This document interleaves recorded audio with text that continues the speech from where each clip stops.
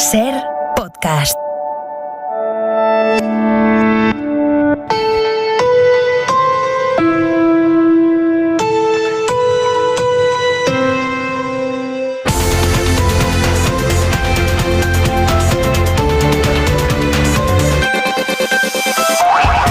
Termina otra semana de pandemia con las vacunas como protagonistas y con los vaivenes en torno a AstraZeneca, creando una desconfianza que se ha notado hoy ya en el porcentaje de personas reacias a ponérselas. Nunca antes se había producido vacunas a esta velocidad, nunca antes había existido tanta necesidad global de disponer de ellas y combatir una pandemia que ha paralizado el mundo, y nunca antes se han puesto las mismas vacunas a una población tan general.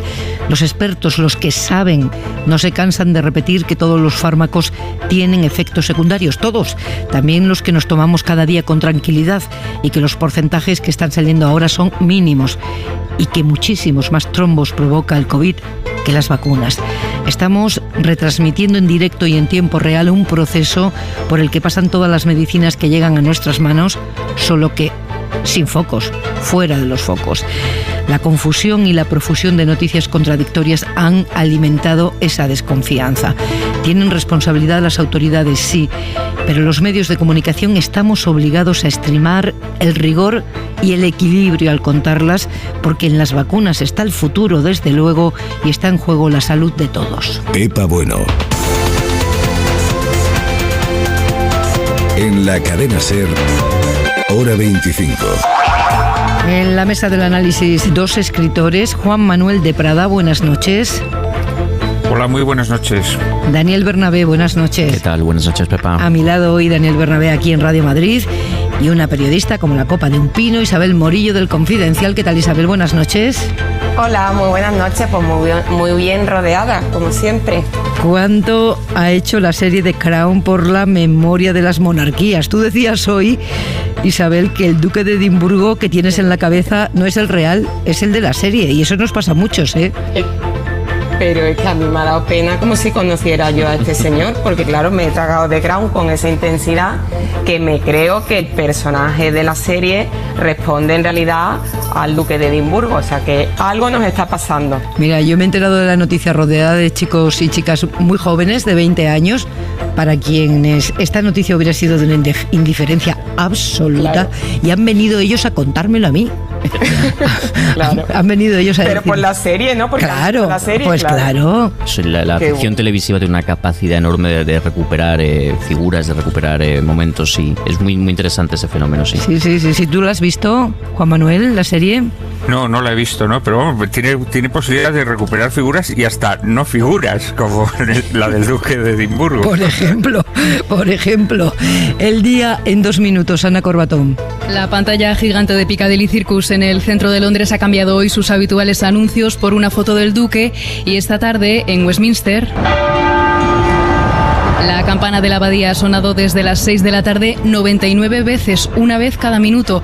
El Palacio de Buckingham está ultimando los preparativos del funeral, para el que todavía no hay fecha, aunque los actos multitudinarios de otras ocasiones parece que están descartados por la pandemia. Hoy allí en Reino Unido se han registrado más de 3.000 nuevos contagios y 60 muertes por coronavirus, aunque las peores cifras las tienen hoy Italia, con casi 718 muertos, un máximo que no alcanzaban desde mediados de diciembre, y Francia con 41.000 contagios nuevos. Aquí en España parece que ya se empieza a ver el efecto de la Semana Santa, porque Jueves Santo tuvimos una incidencia acumulada de 154 y la de hoy es 27 puntos más alta. Sanidad notifica 149 muertes, 10.875 nuevos casos de coronavirus, y la cifra esperanzadora, como siempre, es la de los vacunados. Más de 10 millones de personas ya han recibido al menos una dosis. Y ayuda con las vacunas es lo que acaba de pedir aquí en Hora 25, hace solo unos minutos, el embajador en España de Ecuador, un país que este domingo celebra elecciones atravesado por la crisis sanitaria y la económica. ¿Por qué? Porque lamentablemente los países más pobres no tenemos los recursos necesarios y no tuvimos para hacer la compra de la vacuna. Reiteramos un pedido que hizo el gobierno del Ecuador ante Naciones Unidas, y que sean los países productores de las vacunas, los países de Europa y los Estados Unidos, quienes se solidaricen con los países más pobres en la dotación de las vacunas.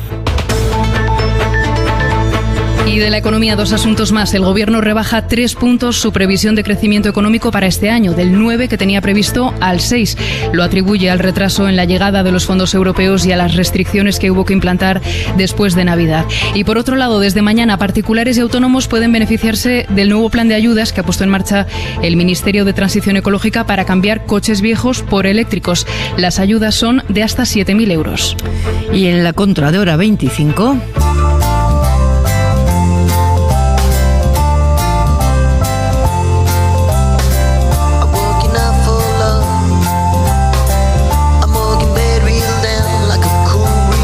Manuel Javois, buenas noches. ¿Qué tal, Pepa? Buenas noches.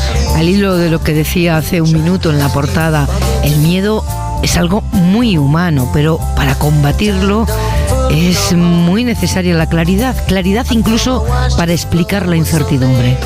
Bueno, es que es un material delicadísimo, el miedo, inflamable. A mí me gusta ponerme en un lugar cercano a la gente, sobre todo a la gente que está escuchando estos días la radio y está leyendo los periódicos, que es gente informada. Por eso es tan importante o más importante que nunca la información y cómo la tratamos nosotros, ¿no? Y yo puedo entender efectivamente que una persona que ha visto de todo y pasado de todo en la vida, de repente le asalte algún tipo de duda al ver las informaciones, el tratamiento de algunas informaciones o el baile de criterios que ha habido respecto a la vacuna de AstraZeneca. Pero enfatizar los efectos secundarios de estas vacunas, llevarlos de una forma un tanto retorcida a los titulares, transmite una sensación de peligro que, para que sea justa, deberíamos compararla con otras. Por ejemplo, contar lo peligroso también que es salir de casa y cruzar una calle, porque hay muchos más muertos cruzando una calle que inyectándose la vacuna.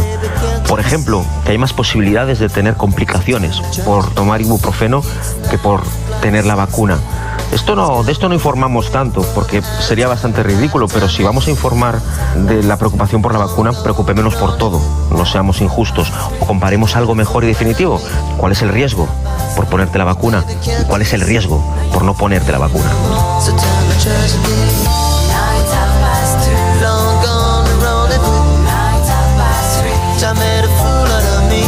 Buen fin de semana, Javois, un beso grande.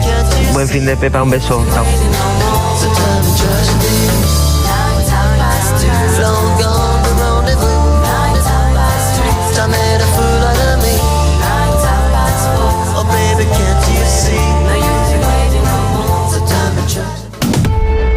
Hora 25. Pepa Bueno. Madrid es en este momento la segunda comunidad con peores números de contagios en España y sus indicadores generales son siempre de los peores.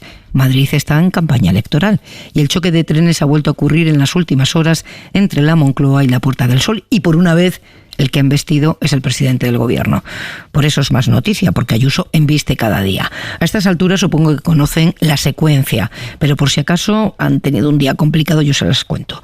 El presidente del gobierno, de visita oficial a Senegal, desliza charlando con los periodistas que le acompañan en esta gira cierta incredulidad ante las cifras de contagios que ofrece el gobierno de Madrid. La noticia corre como la pólvora y se producen airadas respuestas por parte de todo el PP madrileño, encabezadas por la candidata a la reelección, Isabel Díaz Ayuso, pidiéndole pruebas de esa desconfianza. Y se cree el ladrón que todos son de su condición cuando piensa o se atreve el presidente del gobierno a decir que las autoridades sanitarias madrileñas están mintiendo en las cifras de la pandemia. Lo que tiene que hacer el presidente del gobierno es pedir disculpas. Sánchez tenía rueda de prensa por la tarde y los periodistas querían saber si repetiría ante los micrófonos esa desconfianza en los datos que suministra Madrid. Y no lo repitió. El presidente tiró de los datos oficiales que ofrece el propio gobierno regional para decir que con ellos en la mano Madrid está en riesgo alto y pedirle a Ayuso seriedad y responsabilidad. Lo que pido es seriedad y responsabilidad. Los datos son mucho más elocuentes que las palabras. Media nacional de incidencia acumulada, 174 casos. En la Comunidad de Madrid, 315. Cuando hablamos de ocupación de camas UCI, estamos hablando de un 38,56% frente a la media de un 20,6% o 26%. Y la tasa de positividad es de las más altas del país, casi un 10%. Por tanto, estas son las cifras y creo que son lo suficientemente elocuentes para dejar el lenguaje de la confrontación y empezar a colaborar, a cooperar y a luchar contra el COVID. Y esta tarde, en un acto electoral, después de escuchar al presidente, respondía Ayuso. Aprovecha un viaje internacional para arremeter contra la Administración de Madrid. Y dice que miente Madrid. Yo creo que el presidente ha hecho de la mentira una forma de vida y si es responsable, lo que tiene que hacer es cuidar a sus 17 comunidades autónomas. Esto es lo que decía Ayuso en respuesta a la rueda de prensa del presidente. En esa gira de Sánchez continúa la enviada especial de la cadena SER, Inma Carretero. Buenas noches. Hola, ¿qué tal? Buenas noches. Cuéntanos tú, que has estado ahí, ¿cómo ha sido la cosa? Bueno, nos habían comentado algunos miembros de la delegación que venía a África que tenía ganas de corrillo el presidente, cosa que no siempre ocurre.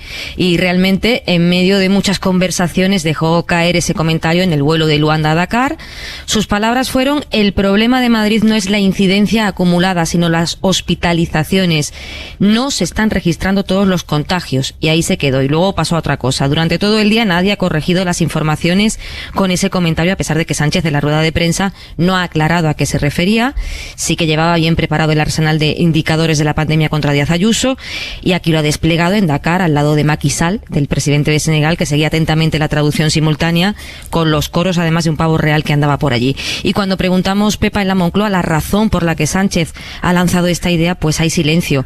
Y lo que interpretan fuentes socialistas es que hay que movilizar al electorado, que al PSOE le interesa confrontar y que estamos en campaña electoral. Así que no parece casualidad que Sánchez haya arrancado su respuesta diciendo que lo que ocurre en Madrid es muy serio, ha terminado pidiendo seriedad a Ayuso, y recordemos que el lema de campaña de Gabilondo es gobernar en serio. Emma, el pavo real ni confirma ni desmiente, ¿no? El pavo real, según Macky Sall, el presidente, es que es muy charlatán y se ha colado en todos los cortes de las declaraciones de ambos. Gracias, descansa. Buenas noches. Madrid es la única comunidad de la península que ha decidido levantar hoy el confinamiento perimetral después de la Semana Santa. Baleares y Canarias también, pero en la península solo ella. Isabel Morillo, empiezo por la periodista. Ni siquiera en un corrillo informal con periodistas puede el presidente permitirse una insinuación así, sino la clara a continuación, ¿no? Hombre, a mí me parece muy irresponsable. Estamos hablando de datos de contagio y de hospitalizaciones. O sea, estamos hablando de vidas humanas. Me ha sorprendido mucho, porque Inma lo cuenta y ha estado ahí, y me creo firmemente cada palabra que ha dicho vuestra periodista, pero me asombra. Y además no ha sido casual, porque él efectivamente parece que quería entrar en la confrontación en el cuerpo a cuerpo con Díaz Ayuso. Si de verdad el gobierno tiene algún indicio de que se están falseando datos de contagios en Madrid, hay una cosa que se llama Consejo Interterritorial de Salud, una ministra de Sanidad que se sienta con los consejeros de salud, y si tienen indicios de esto deberían de abordarlo en el órgano correspondiente, pedir medidas, pedir responsabilidades y aclarar cualquier cosa. Si ya el gobierno también, sin disimulo, va a entrar en la campaña de esta manera, pues me temo que lo que nos queda por delante va a ser peor de lo que ya hemos vivido, que ya ha tenido tela marinera, vamos. Yo creo que el problema, vamos a ver, los políticos sabemos que cuando quieren filtrar algún tipo de dato en una conversación informal con los periodistas, pues es una manera también de aportar, de dirigir el debate hacia un punto, y eso se hace habitualmente. Creo que el problema es que probablemente Sánchez sí tuviera quizás algunos de esos datos, pero no los puede sacar de una forma oficial, porque sería ese tipo de cuestiones que entrarían en un conflicto y que sería de difícil explicación. De todas formas, yo creo que aquí hay otra cuestión que a mí me llama mucho la atención, y es la insistencia de Ayuso en decir que Sánchez vive de la mentira, al utilizar la palabra mentira. Vamos a ver, hay que recordar una cosa, y esto yo he insistido por aquí varias veces en ello. Isabel Díaz Ayuso, a mí me preocupa muchísimo la gestión que ha hecho de la pandemia, porque todos sabemos que desde que llegó esta crisis, ella ha utilizado el conflicto permanentemente para situarse en política nacional y para convertirse, digamos, en el polo, en el referente, en la líder del sector más reaccionario de la derecha en España. Esto, que podía ser una táctica política, el problema que nos ha traído es que ha habido decisiones sanitarias que han estado influidas y medidas por la política, por esa forma de entrar siempre al conflicto, como las decisiones que se tomaron justo hace un año con el no traslado de los pacientes de residencias a los hospitales, cuando se estaban firmando documentos hace un año que luego se negaron cuando se firmaban esos documentos se decía que se iban a medicalizar las residencias, hasta un mes y pico después, hasta que el Tribunal Superior de Justicia de Madrid no obligó a ello, no se medicalizaron. Es decir, la gestión de la pandemia de Díaz Ayuso, el problema no es que haya sido más positiva o más negativa porque se haya equivocado más o menos, es que desde mi punto de vista ha sido enormemente negativa porque ha utilizado constantemente la política sanitaria para crear conflicto con el gobierno central, poniendo en grave peligro la salud de los ciudadanos de Madrid. Ese es el asunto. Por aquí en esta pandemia hemos visto muchos errores y aciertos, pero entendemos que evidentemente esos aciertos o errores, sobre todo los errores, no eran a propósito. Ahora, sí cabe la pregunta, es decir, no se puede hacer política de conflicto como lo ha hecho Ayuso con lo que es la política sanitaria. Y creo que Sánchez, cuando desliza estos datos, creo que apunta hacia ese lado. Otra cosa es que Sánchez se haya equivocado o no tácticamente, que eso creo que luego lo veremos, eso es otra cuestión. Pero en el terreno del conflicto, yo creo que Isabel Díaz Ayuso debe tener cuidado, mucho cuidado al utilizar la palabra mentira. ¿De Prada? Lo que ocurre es que si Sánchez lo que pretendía era denunciar que Ayuso ha utilizado con fines políticos la plaga, pues tendría que haber dicho eso y haber expuesto, como lo acaba de decir Bernabé, en qué puntos consideraba él que la había utilizado políticamente. Es verdad que yo creo que cualquier cosa que diga Sánchez al respecto, pues va a ser mentar la soga en casa del ahorcado, ¿no? En el sentido en que seguramente la utilización política de la pandemia la ha llevado a cabo también él, no sé si en mayor o menor medida, ¿no? Lo que ocurre es que lo que hace es atribuir algo, de forma difamatoria, ¿no? O sea, sinceramente, lo que hace es una cosa bastante sucia, es decir, atribuir a alguien la comisión de una acción irregular, incluso delictiva, que es falsificar los datos de contagio. Es que eso es lo que hace. Pero es que y esto realmente... esa falsificación ya la hemos visto antes, la hemos visto en septiembre y en octubre en Madrid. Es que hemos tenido, al tener una ausencia clamorosa de los rastreadores, aquellos famosos rastreadores que nunca se colocaron, no se colocaron no porque fueran inútiles o tontos o no tuvieran medios, no se colocaron porque no querían tener los datos precisos para precisamente que Madrid, por una gestión especialmente deficiente de la pandemia, no tenerlos ahí en mano. Es que el problema es ese. Yo ya he dicho aquí que eso es absurdo, es decir, yo he estado con varias personas que han tenido coronavirus y esas personas jamás dieron mi nombre y fueron personas a preguntárselo, porque eso es imposible, porque las personas no saben con quiénes han estado y a su vez las personas que han estado en contacto con los que han estado contagiados tampoco lo saben. Eso en realidad ni en Madrid ni en ninguna parte se ha hecho, en ninguna parte de España se ha hecho eso de forma seria. Entre las razones porque, repito, eso es querer, no sé, como aquel ángel que se encontró en San Agustín que quería meter todo el agua del océano en un hoyo que había excavado en la playa, ¿no? Son cosas que no son posibles. En cualquier caso, repito, una cosa son los errores que haya podido cometer la Comunidad de Madrid e incluso irregularidades, que esas cosas hay que denunciarlas de forma franca y abierta y además iniciar actuaciones a través de la inspección de sanidad o a través de los recursos jurídicos que tenga el Estado, ¿no? Pero esto a mí me parece una actitud absolutamente, vamos a ver, impropia de una persona que ocupa una magistratura de tanta responsabilidad, en primer lugar, ¿no? Y en segundo lugar, creo que sí, que es una acción claramente electorera, en el peor sentido de la palabra, ¿no? Como el propio adjetivo indica. Y yo creo que sí, que es impropio de un presidente del gobierno que debería tratar en honor a la institución que ocupa. Yo creo que debería trasladar una imagen de neutralidad en las contiendas políticas, sobre todo cuando no se utilizan ni datos reales, sino, repito, a vagas atribuciones, y además utilizando a los periodistas, ¿no? Periodistas supuestamente de confianza, para que deslicen esta... Bueno, de confianza no, son los enviados especiales. Especie, ¿no? Esto a mí me parece que es una cosa bastante insólita. Esto es importante, Juan Manuel, de confianza, ¿no? Son todos los periodistas de todos los medios que están cubriendo su visita oficial, no son los de confianza. Bueno, hombre, habrá sido en un corrillo, y por lo tanto yo creo que eso siempre tendemos a que nuestras expansiones las hacemos delante de aquellas personas con las que tenemos más confianza, digo yo. En los viajes no creo que fueran periodistas. No son 100 los que acompañan al presidente. Sí, pero no creo que se lo dijera a los 100, se lo daría pues a 3 o 4 con los que en ese momento estaba hablando. Pero bueno, si da igual que sean de confianza o no. Si no son de confianza es todavía más extraño. Para los periodistas que estaban allí presentes es muy importante aclarar esto, ¿eh? Son los periodistas que viajan con el presidente, que cubren de todos los medios. No, si yo no estoy hablando, claro. Pepa, cuidado, que yo no estoy hablando de que haya un contubernio entre los periodistas y él. Digo que se habrá sentido en ese momento relajado para contárselo a esos periodistas, pero que normalmente cuando te sientes relajado es porque estás con personas que te merecen cierta confianza, con los que tienes cierta relación, probablemente porque lo hayan acompañado en otros muchos viajes o por lo que sea. Pero bueno, vamos a ver, yo creo que es un conducto claramente irregular, ¿no? Los corrillos muchas veces se improvisan, y aquí, Isabel, lo que tiene que pasar es que quiera hacer el corrillo el político. Claro, vamos a ver, es que aquí hay una intencionalidad. Él quería situarse en el centro de la campaña electoral en Madrid desde Senegal, punto.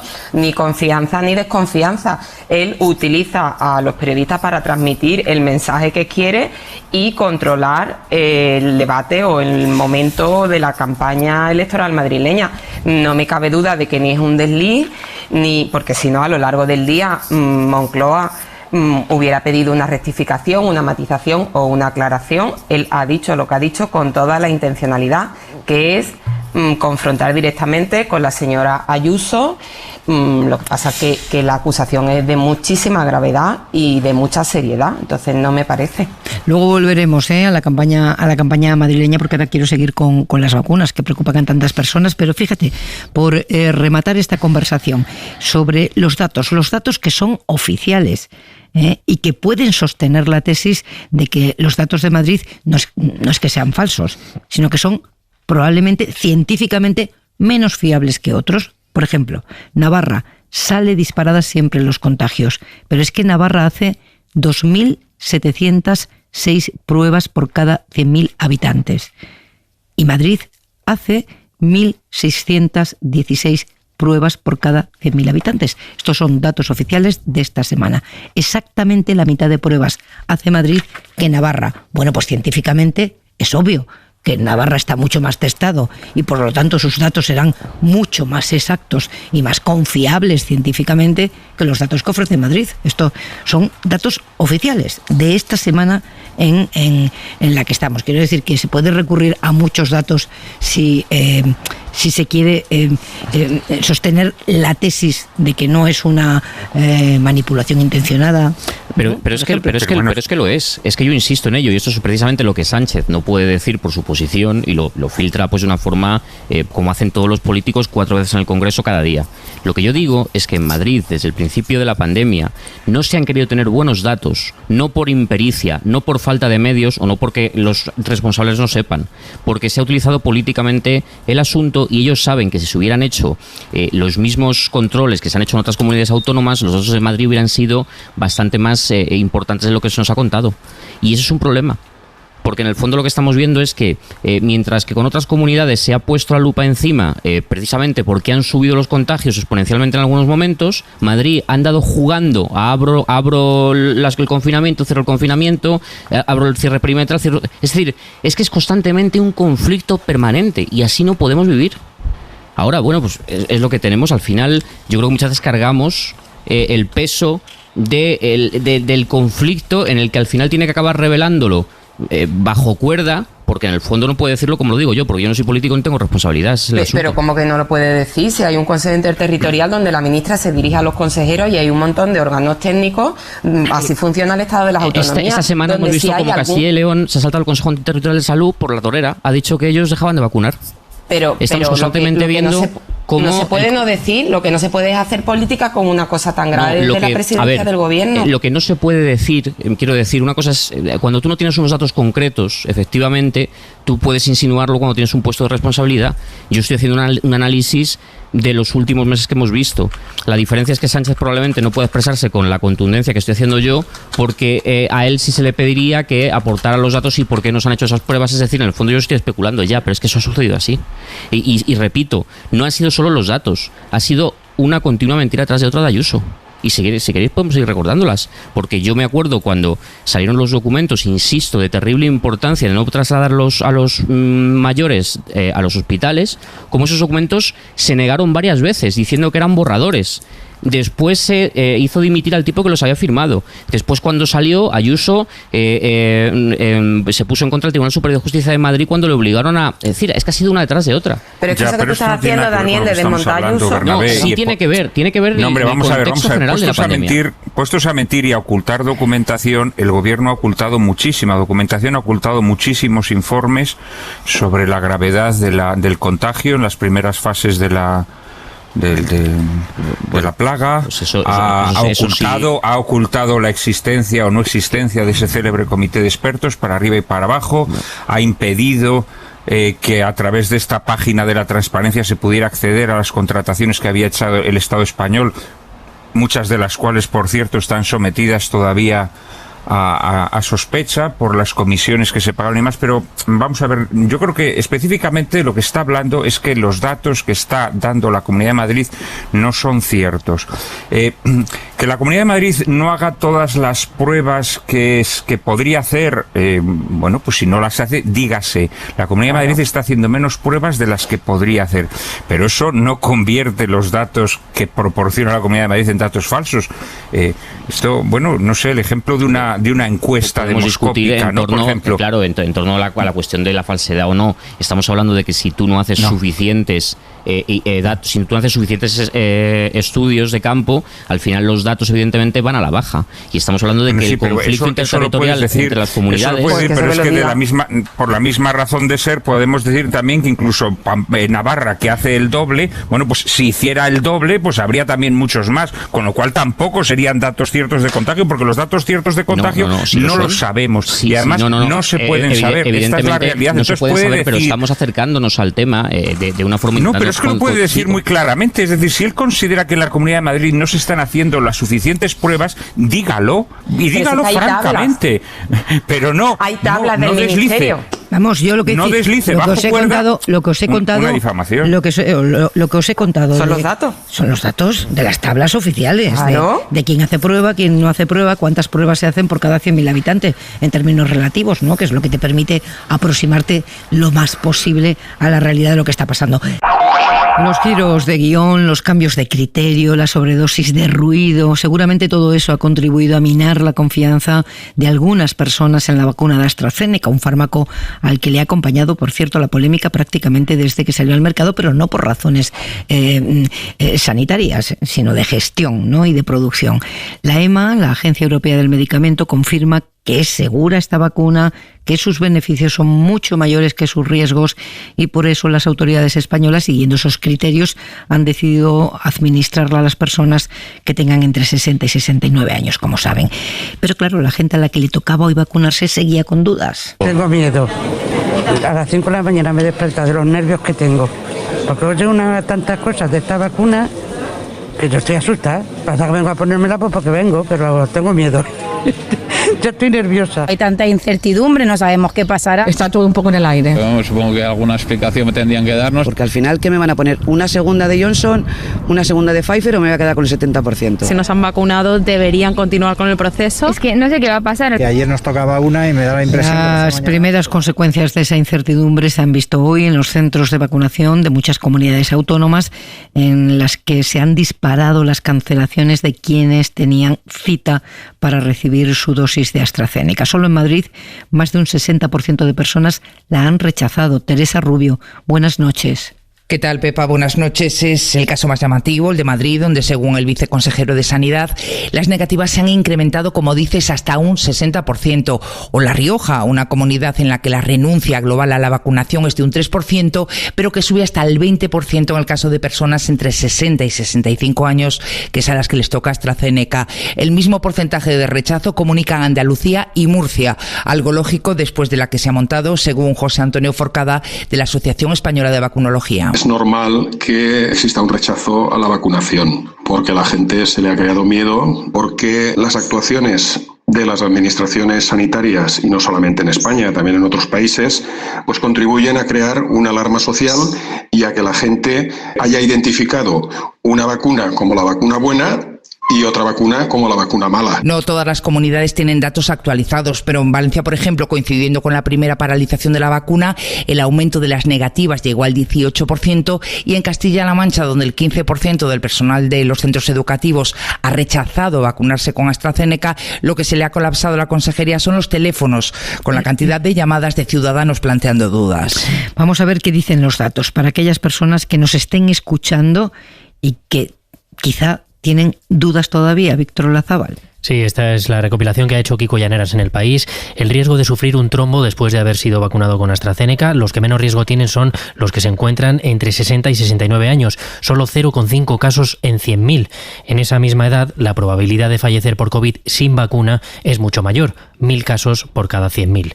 El riesgo de sufrir un trombo entre los 50 y los 59 años es de 0,8 casos en 100.000, y entre los 40 y los 49 es de un caso en 100.000. En cambio, en esos tramos de edad, la probabilidad de morir sin vacuna es de 450 casos por cada 100.000 y de 200 por cada 100.000 respectivamente. También el riesgo de acabar en la UCI es mucho mayor que la probabilidad en trombos. Entre los 60 y los 69 años el riesgo de UCI es de 1.500 casos por cada 100.000 y de 1.100 por cada 100.000 en los que tienen entre 50 y 59 años. Estos días vuelve a ser imprescindible, lo decía antes, acudir a los que saben de verdad. Vicente Larraga, muy buenas noches. Muy buenas noches, Pepa. Investigador del CSIC, uno de los mayores expertos en vacunas de España. ¿Qué hacemos ahora para neutralizar esta alarma social que se ha creado en algunas personas? Pues no hay más remedio que decir la verdad, y es que la vacuna de AstraZeneca es una buena vacuna, que es segura y que lo mejor es ponérsela, que de las personas que han recibido una dosis, pues se pueden poner perfectamente la segunda, no es necesario que cambien. Incluso una protección del 70%, y hay una persona de las que decían ustedes, me voy a quedar con el 70%, eso es una protección estupenda. Todo lo que sube el 60% es una protección muy buena. Lo que pasa es que las compañías farmacéuticas están utilizando los porcentajes de las pruebas de campo para vender su producto. Es decir, es como mi detergente lava más blanco, mi vacuna protege el 95%, que no es verdad. Porque lo que las cifras esas lo que dicen es que en una prueba, comparando personas vacunadas con no vacunadas, la protección ha sido el 95% de las personas, del grupo de personas. No es una protección de una sola persona.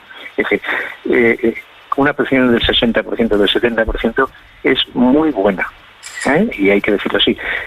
Un ejemplo, la vacuna de la gripe que nos ponemos todos los años protege el medio al 60%. Y todos nos la ponemos tranquilamente y parece que nos va bien, ¿no? Bueno, pues eso hay que utilizarlo así y hay que dar una idea de tranquilidad que no se está dando, desgraciadamente. Sabíamos que esto podía ocurrir. Todos los fármacos tienen contraindicaciones y más uno que se le pone a absolutamente toda la población. ¿Qué ha fallado para que no hayamos aprendido a comunicar que esto entra dentro de lo normal, lo que está pasando después de un año de pandemia? Sí, desgraciadamente es así. Cuando nos preguntan, o al menos a mí, yo creo que a mis compañeros también, hay que transmitir tranquilidad y decir, mire, todo tiene un riesgo en esta vida. No hay ningún fármaco que no tenga un pequeño riesgo. Y normalmente los fármacos que se toman en cantidades industriales o sin ningún problema tienen muchísimo más riesgo que estas vacunas. Pero se ha creado una situación de intranquilidad y de yo prefiero esta vacuna y prefiero la otra. No tiene ningún sentido.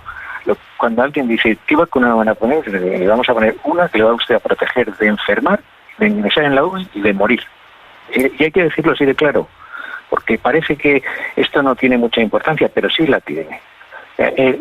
Si no se vacuna usted, las probabilidades de que tiene de enfermar son muy superiores. Y las probabilidades que tiene de entrar en la UCI son muy superiores. Y las de morir. Porque es que nos hemos olvidado de que esta enfermedad mata. Y mata mucho. Los muertos son cifras que desaparecen y se olvidan. Y vamos a poner un ejemplo. Viene usted el Estadio Metropolitano del Atlético de Madrid de personas, abarrotado, y mátelas todas con un gas tóxico. Eso es lo que ha pasado en España el último año. A ver si nos damos cuenta de que la única solución es el usar vacunas, que son seguras. Lo ha dicho la Agencia del Medicamento. Todas son seguras. Todas tienen algún problema, pero eso no pasa nada. O sea, yo salgo a la calle todos los días sabiendo que me puedo tropezar y caer, o me puede atropellar un patinete porque yo vivo aquí en Madrid y van para las aceras. Es fundamental desterrar esto que está corriendo de la vacuna buena y la vacuna mala. Las vacunas que están aprobadas son todas buenas, ¿verdad? Son todas buenas. Y todas tienen la protección frente a la enfermedad. Le insisto en lo de, me voy a quedar con el 70%. No hace falta, con un 70% se da usted con un canto en los dientes, y me permite la forma de decirlo, porque es una protección magnífica. Lo que pasa es que se utiliza la venta, ¿no? Mi vacuna tiene un 94%, bueno, ya veremos cuando estemos 100 millones de personas vacunadas, ¿eh? Porque luego cuando se trata de la población general bajan mucho los porcentajes. Estamos en la fase 4, que está empezando la fase 4 de las vacunas, que se llama de farmacovigilancia. Entonces, en una población con personas genéticamente muy distintas, siempre bajan los porcentajes. Pero un porcentaje superior al 60% protege muchísimo. Mire, le voy a ver si puedo expresarlo claramente. Una vacuna lo que hace es proteger al conjunto de la sociedad y le deja al virus sin capacidad para seguir infectando. Es como si tuviéramos un frontón y hubiera muchísimas personas que están jugando al frontón, y la pelota, que es el virus, va y viene. Y la vacuna lo que hace es ir quitando jugadores. En el momento que hay muy pocos jugadores, no encuentra jugador y el virus cae y se para. Y eso es lo que pasa cuando se vacuna. Entonces, la vacuna es la única cura preventiva realmente eficaz. Lo demás son magias que no tienen ningún sentido. Y ese muro lo tenemos que construir entre todos. Cuanto más estemos vacunados, mejor. Más alto el muro, ¿no? Y más sólido. Claro. Eso es lo que hay que hacer. Hay que evitar que el virus tenga sitios donde refugiarse. Y eso solo lo hacen las vacunas. La investigación que ha abierto la EMA a la vacuna Janssen es lo mismo que ha pasado con la otra, ¿no? Es igual. Investigación por seguridad. Claro, igual que Pfizer. Pfizer tiene también casos de insuficiencia anafilácticos, nadie habla de Pfizer.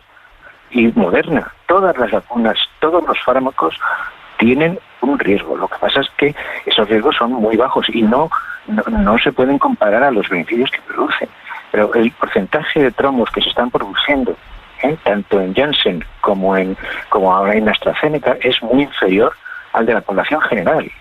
Entonces, no hay ningún hecho objetivo para que las personas tengan que tener miedo de ponerse la vacuna de AstraZeneca, aunque sean más viejos, más jóvenes de 60 años. Pero bueno, ha decidido que no. Pues eso está bien, que sí, no pasa nada. Hay ciertamente un problema, y es que no todos los países de la Unión Europea han tenido un comportamiento igual, y eso induce a la confusión. Sí, porque la EMA no se arriesgó a decir qué grupos de edad son los de riesgo, porque hay tan pocos casos que es imposible tener certeza en eso, ¿no? Efectivamente, no hay ninguna certeza. Aparte hay que hacer unos estudios muy completos, no solamente eso, hay que ver en la base genética, ¿no?, que tienen esas personas, hay que ver si tienen alguna enfermedad previa, hay que ver si estaban tomando algún tipo de medicación. Entonces, todo ese tipo de cosas hay que analizarlas. O sea, no es tan simple como decir, bueno, hay trombos. Es verdad que hay trombos, y es verdad que son unos trombos un tanto peculiares, pero populares y raros, afortunadamente. Entonces, pero habrá que estudiarlo a lo largo del tiempo, no se puede hacer en tan poco tiempo. Y mientras tanto vacunar. Claro, o sea, vacunar. Quiero entender que al mayor experto en vacunas que tenemos en España, incluso vacunar con AstraZeneca por debajo de 60 le hubiera parecido bien. Yo sí, desde luego. Porque compare usted 0,6 por 100.000 con 250 muertos por 100.000. Esa es la comparación que hay que hacer. Entonces, rizar el rizo y decir, bueno, es que me parece que yo no creo, y un poquito de formalidad. Vamos a ver, bien está que uno en el Barça es el seleccionador nacional de fútbol, pero luego si hay que hacer un equipo de verdad hay que saber. Y yo no le puedo asegurar que no sé. Bueno, pues las personas que tienen la capacidad de influir en otras tienen que pensárselo bien antes de dar una opinión a la ligera, porque es que si no vamos a acabar con que se van a atender las ruedas de prensa del cuñado de la conserje de la Organización Mundial de la Salud. decidiendo sobre la vida y la muerte. Claro, es que no puede ser. Por favor, hagan caso a los expertos, que los hay, y los hay muchos, y buenos. Y normalmente todo el mensaje siempre es el mismo. Es una vacuna segura. Todas las vacunas son seguras. Todas las vacunas tienen efectos secundarios, pero todas son seguras en el conjunto de la población.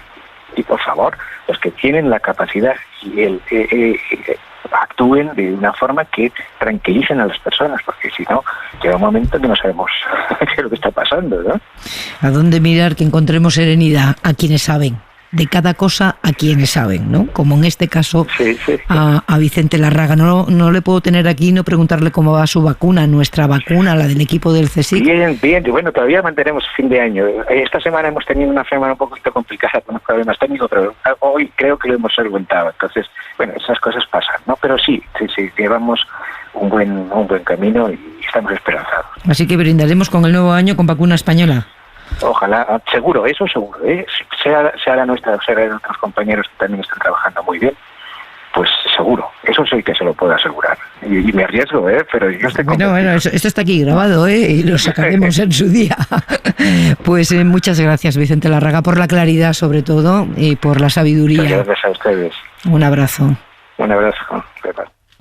En fin, me parece fundamental, lo decíamos hoy en el equipo de Hora 25, toca, Isabel, volver a preguntar a los que saben y no dejarnos llevar por el cuñadismo que decía el propio Vicente Larraga, ¿no? Sí, es que no, tiene toda la razón. Lo dijo, yo me quedé con una frase ayer del consejero de Salud de Andalucía que me parece que va en esa misma línea y dice: a lo que hay que tenerle miedo es al virus, punto. Lo que nos tiene que asustar de verdad es el virus y el contagio. Y bueno, y comprobado está que si la Agencia Europea del Medicamento y la Agencia Española autorizan una vacuna, ha cumplido muchos trámites, muchos requisitos y es segura. Yo no dudaría en ponérmela, desde luego, y a mis padres que les toca esa vacuna, estoy deseando que le llamen ya para que se la pongan, vamos, no tengo ninguna duda.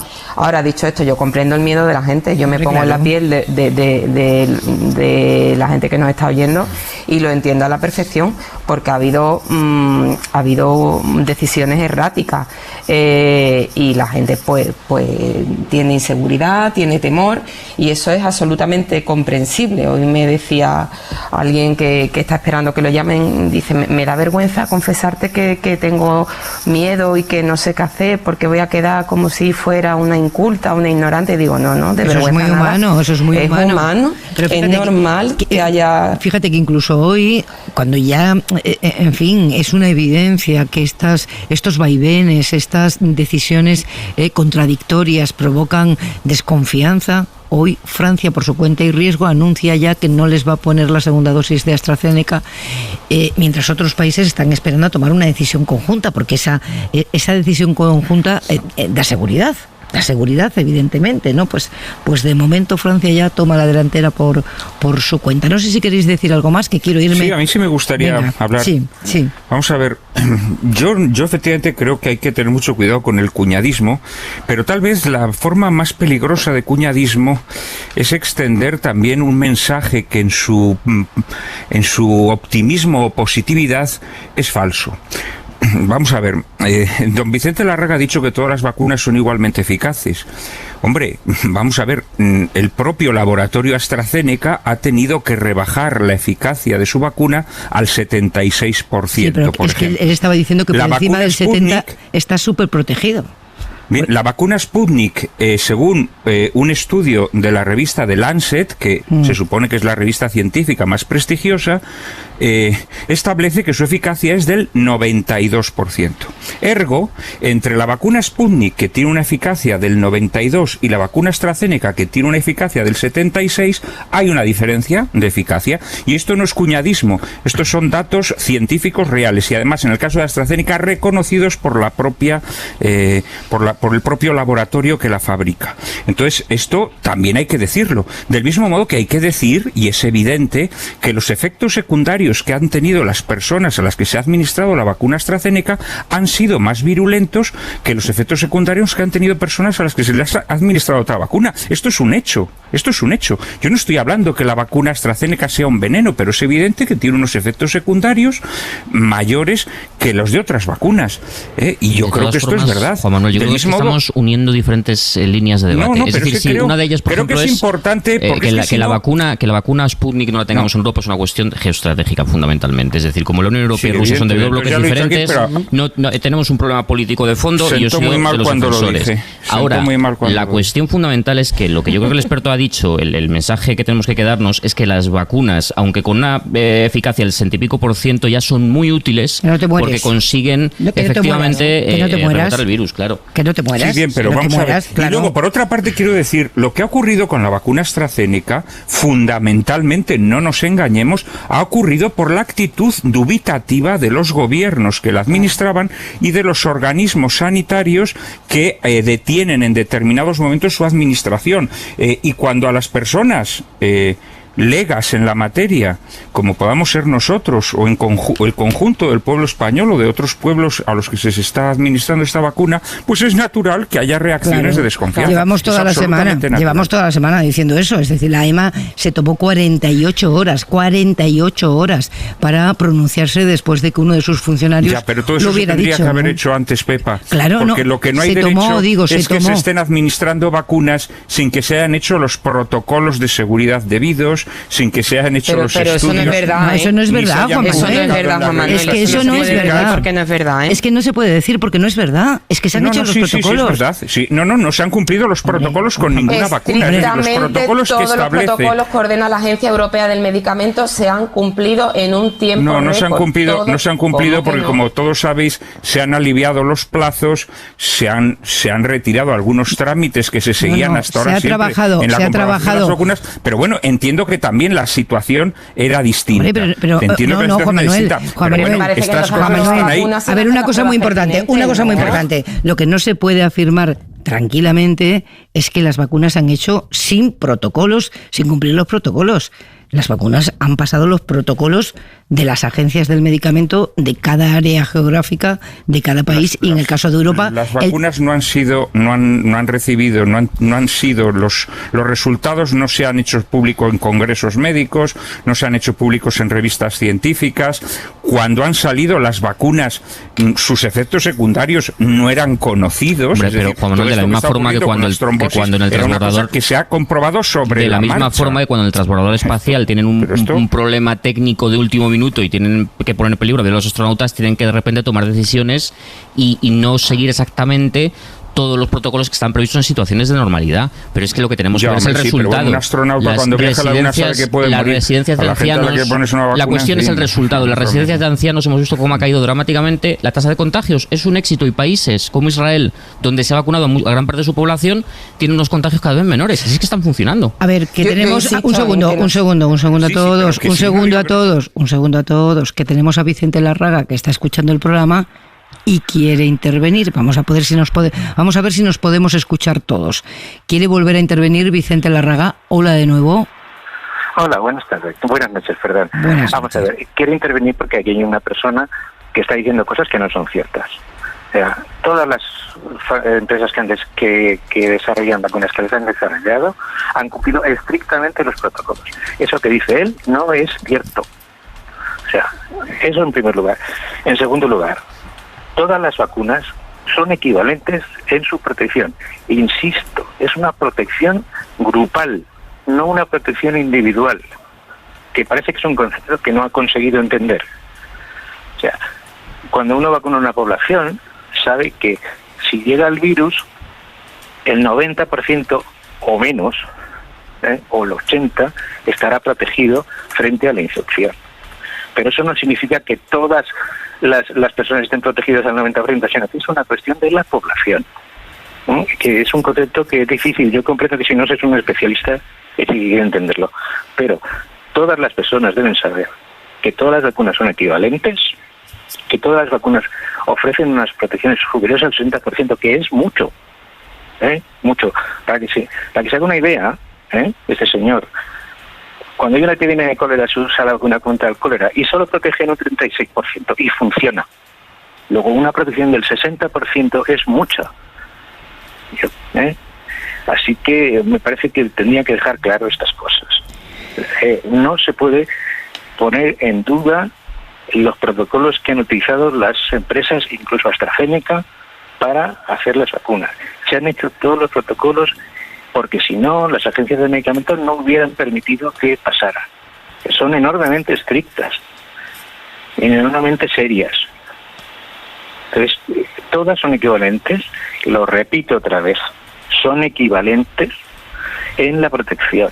Y que una proteja al 90 y tantos y que otra proteja al 70 y tantos no significa que la persona que le han puesto esa vacuna esté menos protegida, sino que el conjunto de la población tendrá una protección frente a una infección del 60 y tantos %. Eso es diferente. Perdona que haya intervenido. No, pero por ejemplo este concepto es muy importante, este concepto de que lo que protege es al conjunto, el porcentaje se refiere al conjunto de la población y no a la persona. Es decir, Pepa Bueno cuando se vacune, si se vacuna con AstraZeneca no estará protegida al 70%. Es la ciudad donde vive Pepa Bueno la que estará protegida al 70%. Esto es, ¿no? Sí, pero hay que decir una cosa más, y es que Pepa Bueno estará protegida al 100% de tener una enfermedad grave y de tener que ingresar a un hospital. Eso también es muy importante y no se dice. Pues aquí tiene mi brazo, iba a decir, aquí tienen mis brazos para la que quieran. Aquí tienen mis brazos para la que quieran. Claro, estaremos protegidos de las enfermedades, el desarrollo de la enfermedad más grave, ¿no? Efectivamente. Pues Vicente Larraga, qué bien que haya seguido escuchando la radio. Una alegría tener un oyente tan cualificado. Soy fan suyo. Muchas gracias. No sé si antes de que se vaya... He escuchado la radio, pero no... Dime. Del mismo modo que yo me he referido a él por su nombre, él no se ha referido a mí por el mío. Es que no sé cuál. No te tenía identificado. Juan Manuel de Prada. Juan Manuel de Prada. Bien, pero en cualquier caso, discúlpeme, yo no he dicho que las vacunas no sean buenas.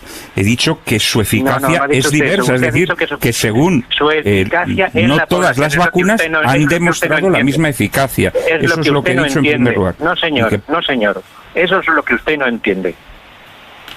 Bueno, bien, no sé si lo entiendo o no. Lo que sí sé es que los datos que ha dado AstraZeneca de eficacia son menores a los que ha dado la revista de Lancet con la vacuna Sputnik, por ejemplo. De protección total de una población que se escoge, por mucho que sean 25, 30, 40, 50.000 personas, son poblaciones de personas que se escogen, no es una población general. Luego, cuando se trabaja con la población general, siempre descienden las protecciones, porque hay que contar con la respuesta individual. En cuanto a los protocolos y los plazos, en este mismo programa... En este mismo programa se han entrevistado a representantes de laboratorios. Mire usted, está diciendo cosas que confunden a las personas. No, que yo no pretendo confundir a nadie. No pretendo confundir a nadie, de verdad. En absoluto. Yo no pretendo confundir a nadie para nada. Usted no lo pretenderá, pero insiste y lo está haciendo. No. No, lo que pasa es que creo que lo que ustedes pretenden es que no se pueda hablar de estos temas. Que no se puede hablar. Hay que hablar con conocimiento y usted desde luego no lo tiene. Sí, hablo con el conocimiento de los datos que le doy, que usted me dice que esos datos en cualquier caso, que lo importante es que se genere para todo el grupo y que vacunas con un 30 y tantos % de efectividad son vacunas buenas, señor, y eso no se lo discuto. Pero no creo que todas las vacunas sean iguales. Es lo que, vamos a ver, hay vacunas que tienen mayor protección que otras, y eso significa, se lo voy a decir para que se entere, que cuando se va vacunando una protección se elimina antes el conjunto de la enfermedad que las otras. No significa que a una persona la proteja al 30% o que la proteja al 60%, sino que al conjunto de la protección de la población la protege en un 30%. Es decir, tardará más tiempo el virus en no encontrar a nadie para infectarlo. Eso es lo que significa. Sí, y me parece que ese concepto no lo tiene usted nada claro. No, bien, sí, de acuerdo. Bueno, pero no será lo mismo entonces una vacuna que protege al 76 que al 92, me parece a mí. Significará que tardará unos meses más en acabar la otra cosa que he dicho. Déjalo terminar. De Prada. Es que no lo he entendido yo. ¿Significará que qué? Que se tardará unos meses más. Se tardará un poquito más tiempo en acabar con la epidemia en una zona determinada. Eso es lo que significa el porcentaje. El porcentaje significa que tardaremos más en tener a toda la ciudad. Porque se están eliminando menos personas de la sensibilidad a la enfermedad, que ya no vamos a hablar de ahora de esta, sino de cualquiera. Se están eliminando. Cuando uno protege a una población y protege al 36%, pues queda un 63%, pero luego el otro 36% se empieza más tarde y luego el otro 36% hasta que se acaba con la epidemia. Que estamos hablando de poblaciones. Entonces, este señor Prada, tiene usted el concepto del homo, que el homo lava más blanco. Pues no, señor. No, protegen un poquito antes, pero todas protegen. Bueno, pues vamos a... Sí. Bien. ¿Algo más? Vamos a ver, en cuanto al tema de los plazos, vamos a ver, yo creo que en este mismo programa se ha entrevistado a personas que estaban involucradas en la fabricación de vacunas y aquí siempre se dijo, en este programa y en otros, que bueno, que se requerían una serie de pruebas y de protocolos que harían imposible que hubiese vacunas. Creo que se hablaba de otoño de este año, de 2021. Y eso repentinamente cambió. Y se lo voy a explicar. Esto es uno de los grandes avances a lo que nos ha llevado esta epidemia. La colaboración entre los laboratorios públicos, los laboratorios privados, la financiación de los gobiernos, ha supuesto un auténtico cambio de paradigma a mejor en el desarrollo de la vacuna. Mire usted, la última vacuna que yo desarrollé, que frente a la leishmaniasis canina, me ha costado 11 años hacerla. Y los 5 últimos, con muchos experimentos. En estos momentos se han hecho en un año, y se ha hecho por 2 razones. Uno, porque había conocimientos básicos previos imprescindibles. Había gente trabajando en vacunas de ADN, aunque no eran en este caso, o personas que estaban intentando estabilizar las moléculas de ARN para vacunas, que eran unos grupos pequeños muy básicos. En el momento en que se ha producido este tipo de epidemia, ha habido una gran colaboración entre grupos científicos. Fíjese usted que la vacuna de Pfizer realmente se ha desarrollado en Alemania. La de AstraZeneca sí era un grupo inglés, pero también es una empresa sueca. Es decir, que la colaboración ha sido enorme. La ayuda de los gobiernos ha sido muy importante. Y todo el mundo ha puesto a disposición de los demás sus conocimientos. Y eso que no pasaba antes, por eso se tardaba un año y pico, pero ahora se ha hecho mucho antes. Otra cosa que se ha hecho es hacer experimentos casi en paralelo. Y entonces eso ha avanzado mucho. Se han utilizado, como con el dinero que han dado los gobiernos, se hacían 3 turnos de trabajo, mañana, tarde y noche. Entonces los resultados han salido mucho más rápidos. O sea, que no tenga usted preocupación porque se haya tardado antes. Sin duda quedan muchas cosas por saber por el virus y muchas cosas de la fase 4 de las vacunas, de estas y de las que salgan. Pero no tenga la menor duda de que se está ofreciendo a los ciudadanos lo mejor que se ha podido hacer por las distintas empresas. Y le voy a decir una cosa más, y esto ya es una cuestión personal. A mí lo que me preocupa en estos momentos son los países que ni ven la vacuna ni se la esperan. Ni está ni se la espera, como al general Armada. Hemos hablado la vacuna ni está ni se la espera. Hemos hablado... y no tienen dinero. Y no tienen dinero para pagarlo. Y hasta que esas personas no estén protegidas, nosotros no estaremos protegidos. Hemos hablado a las 9 de la noche con el embajador de Ecuador en España, que ha lanzado un grito de auxilio a la comunidad internacional para que lleguen vacunas a América Latina. Claro, aquí estamos, me va a permitir que lo diga, Pepa, cogiéndonosla con papel de fumar, y hay millones de personas que estarían ansiosos por ponerse la vacuna de AstraZeneca. Y perdone la brutalidad de la cosa. Sí. Pues ha sido muy interesante. Ya vio usted que a veces también me altera un poquito. No, la pasión es imprescindible para este momento, además, en el que nos estamos jugando tantísimo.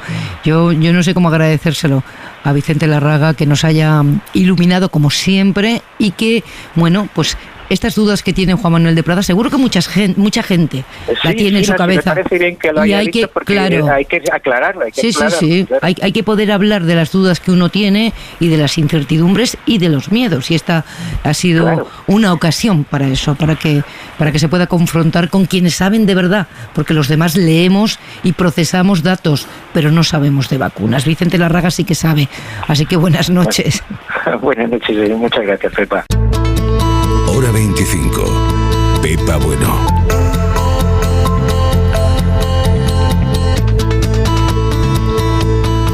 Ayer escuchábamos al diputado de Vox, Francisco José Contreras, cuestionando los principios de la ciencia que nos ha dejado más que clara.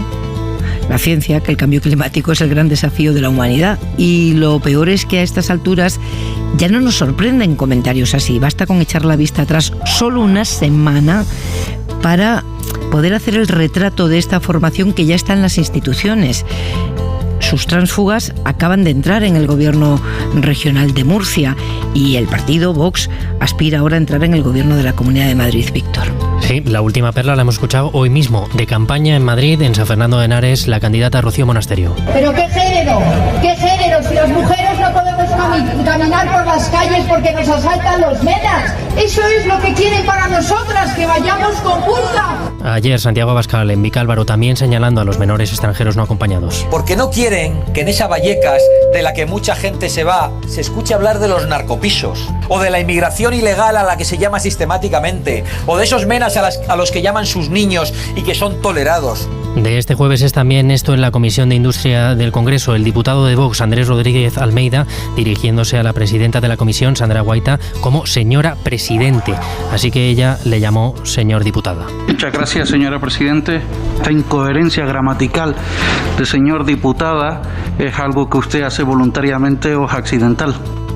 No le salió del todo bien. Como he visto que tenía un problema gramatical usted, se lo he puesto para ver si el problema era suyo o entendía cuando era al contrario, lo entendía bien. Cuando usted se refiere a mí masculino, es que lo hace conscientemente, ¿no? Espero que conste en acta este comportamiento. Yo también espero que conste en acta mi respuesta.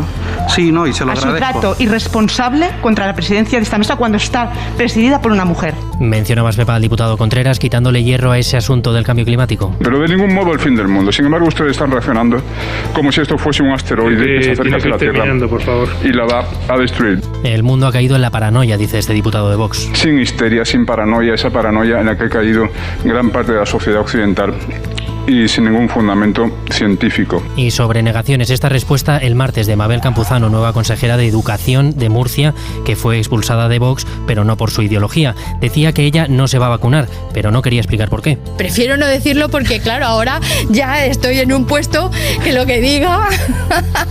Pero claro, como lo dije en su día, pues la gente me pregunta y yo no me gusta mentir. Bueno, de momento no se va a vacunar.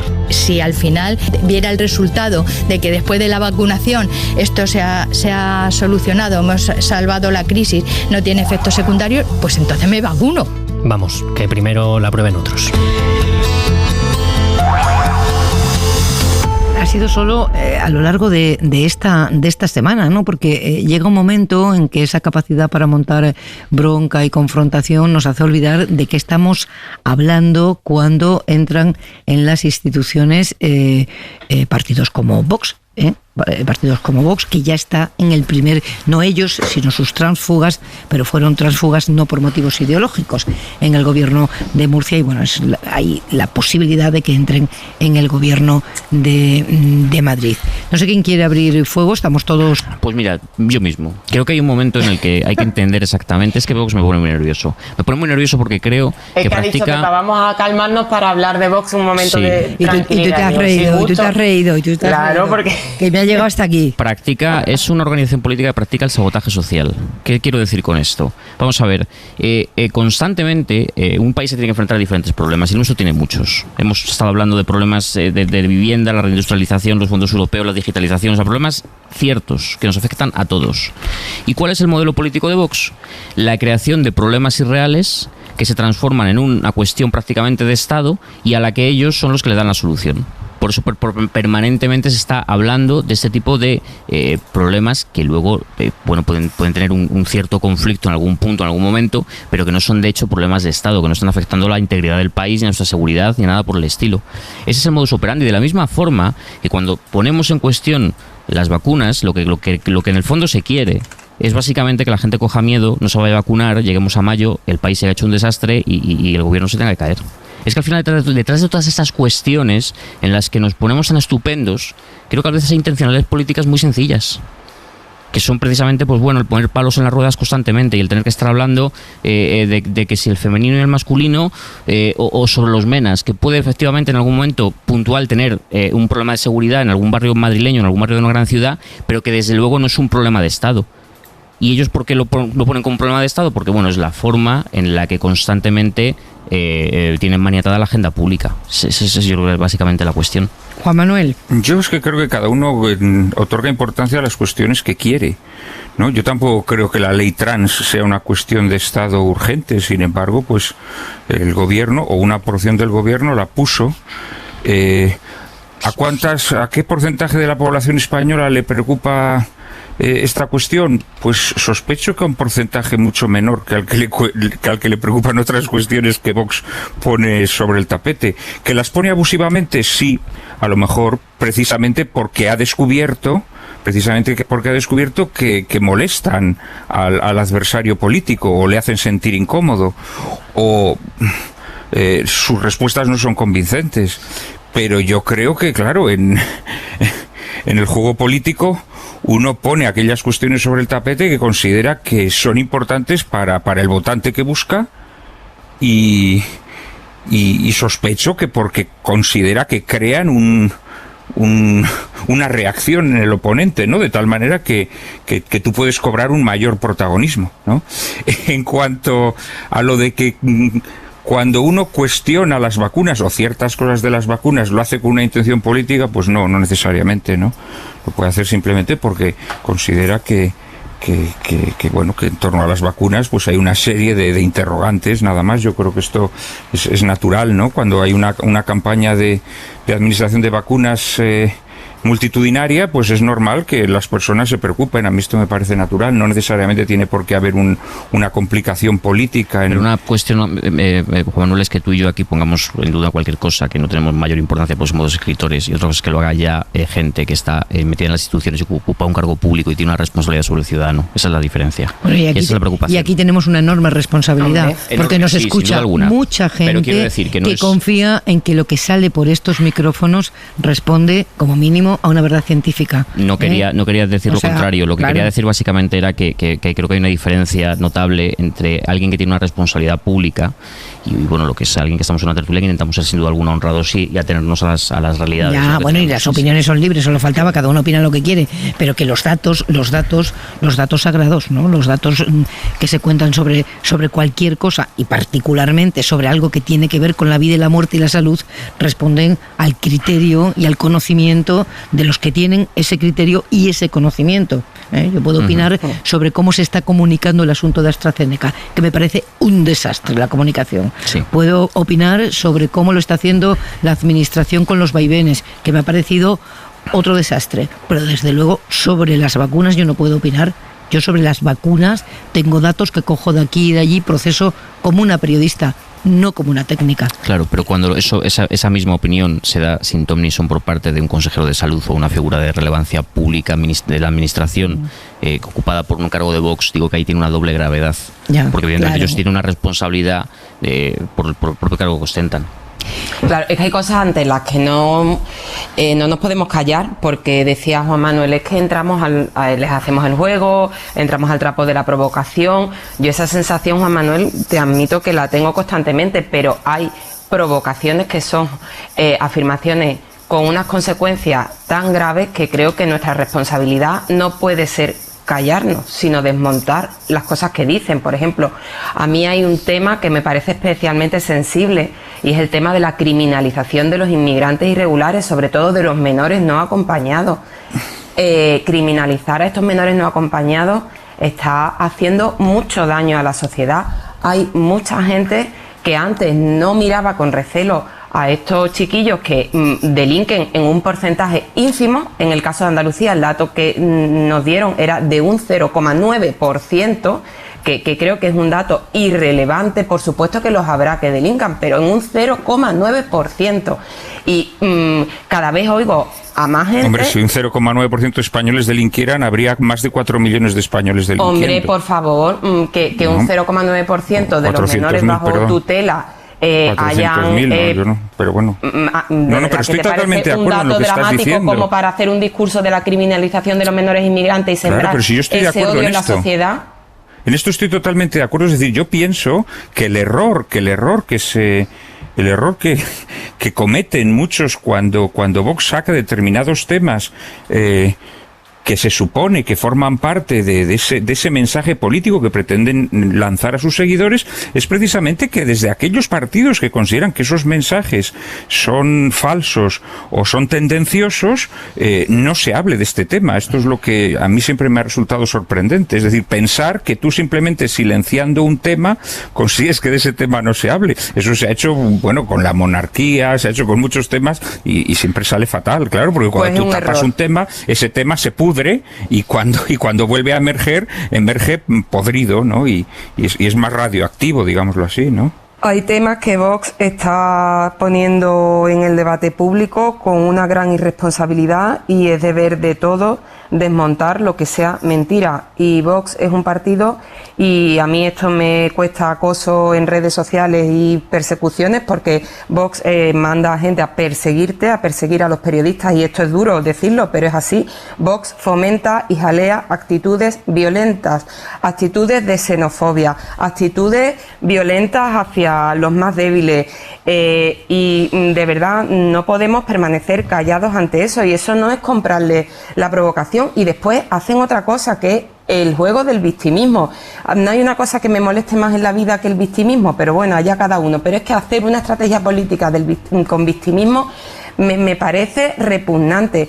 El señor Contreras, un diputado de Vox, que ayer dijo una barbaridad sobre el cambio climático que científicamente no se sostiene y que hoy está llorando porque es víctima de un linchamiento. ¿Qué linchamiento? Ni qué tontería es esa. Ningún linchamiento. Usted lo han desmontado con datos y evidencia científica, que lo que usted dijo es de la prehistoria, un planteamiento troglodita, que eso ya no lo puede defender nadie. Entonces, pues se le desmonta. Y ahora pues que son víctimas, que son los perseguidos, que ellos sí que son víctimas del fascismo, los fascistas son los demás, ellos son los de... Anda, por favor, es complicadísimo, pero a mí me está tocando muchísimo el tema de Vox cada vez más y de ahora, verdad lo admito. Yo también diría que hay que hacer un elogio de la política útil, es decir, no solamente hay que contrarrestar ese tipo de mensajes desde lo retórico, desde lo narrativo, es que se nos olvida que muchas veces las verdaderas políticas, cuando funcionan y afectan a la vida de las personas y cambian efectivamente los países, son lo que consigue de una u otra manera que esos mensajes al final no acaben calando y transformándose. El problema, yo también me planteo que cuando un gobierno, pues no sé, es incapaz de tocar los precios del alquiler, por ejemplo, que es un tema que afecta esencialmente a la ciudadanía, está dejando un gran campo libre para que precisamente todos esos temas, esta política de la nitroglicerina, se extienda. Es que al final también tenemos un conflicto en la democracia liberal, que cada vez es menos capaz de controlar la economía, y por tanto este malestar, esta falta de certezas que hay en la sociedad, es en parte aprovechada por los ultras, no solamente en España sino en todos los países, pues para plantear siempre una política del conflicto inventado por ellos. Estoy totalmente pero en parte la culpa, quiero decir, la culpa, el contexto, hay un caldo de cultivo. Es un contexto en el que la ortodoxia neoliberal ha maniatado tanto a la política que cuando, bueno, pues es muy difícil hacer políticas útiles, y ahí sí hay un problema. Pues sí, totalmente de acuerdo. Cuando este tipo de discursos prosperan es porque la sociedad está harta y descreída de todo y porque no le dan solución a sus problemas.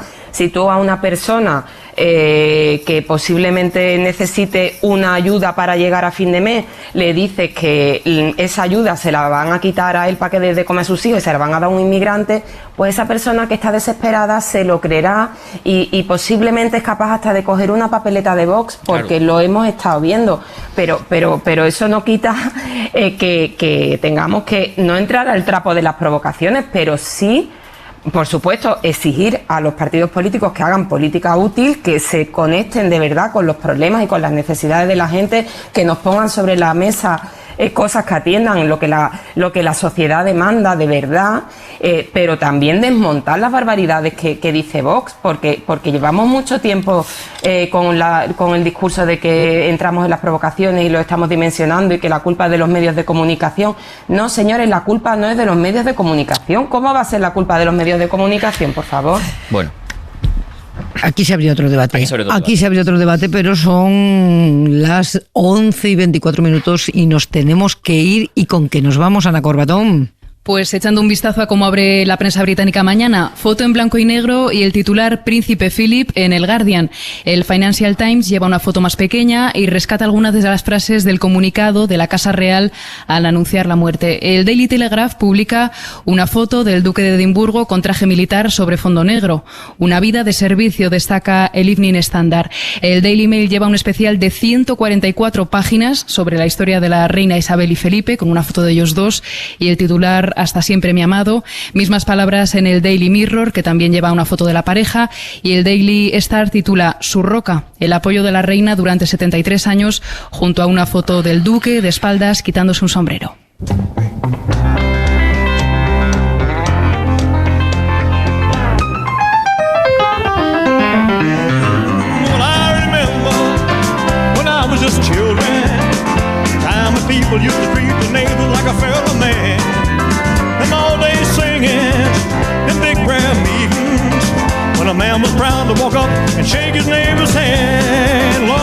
Estaba pensando que los españoles tenemos fama de enterrar muy bien y, escuchando a Ana Corbatón, pensaba que los británicos también, que despiden cuando uno se ha muerto ya, lo despiden bien. Juan Manuel de Prada, buena semana, un beso grande. Un beso muy fuerte buenas, para hasta todos. Pronto. Isabel Morillo, que te has dado por despedida, otro beso para ti. Adiós. Un beso fuerte, hasta luego. Daniel Bernabé, un abrazo. Muchas gracias, un abrazo, Pepa. Que descansen, buenas noches, volvemos el lunes.